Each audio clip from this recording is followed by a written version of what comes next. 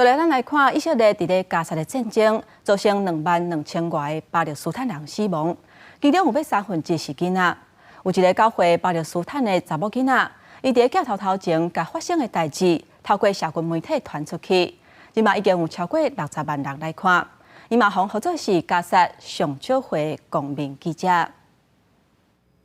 为什么以色列炮灰？甲亲人为贝加萨到甲南部尤干尼斯的拉马加姆斯，提麦克访问四周围难民，生活拄到的困难甲挑战，只有9岁加姆斯，加沙记者标准配备，红大架穿伫伊身躯，长度拢砍甲大腿，毋过伊条理真分明，讲话也真清楚的表现。短短一礼拜，伫 Instagram 吸引超过60万人订阅，因讲是加沙年会上市公民记者。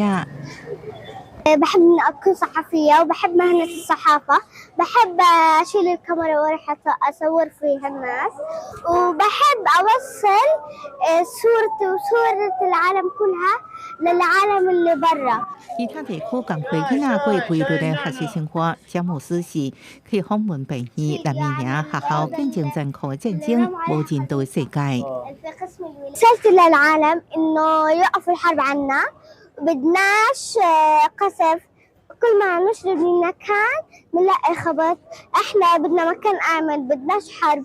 كل شوي بيحكوا حرب حرب حرب. عملت في مجال الصحافة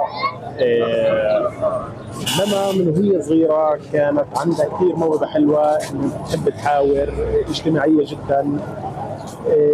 خلال فترة 去年10月初7，以色列对加沙发动新一波的战事，已经造成超过22000个巴勒斯坦人死亡，其中将近1/3是囡仔。另外，真侪有路无厝的难民，客地的生活条件真害的布棚市，欠水、欠食面，卫生条件也拢真歹。世界卫生组织 WHO 警告，这个毛仔小儿麻痹、毛仔甲直头皮者传染性疾病出现爆发的现象，特别是在真系感染这类疾病死亡的囡仔身上。加沙的巴勒斯坦人在战火当中迎接至04年新的一年。在阿吉边啊，难民上大的聚集地拉法，所有人无用走找避难所，食的物件加啉的水。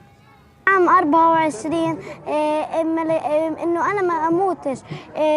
لا في حمام ولا في أكل ولا في شرب الطفولة راحت ولا في 公司新闻王慧文报道。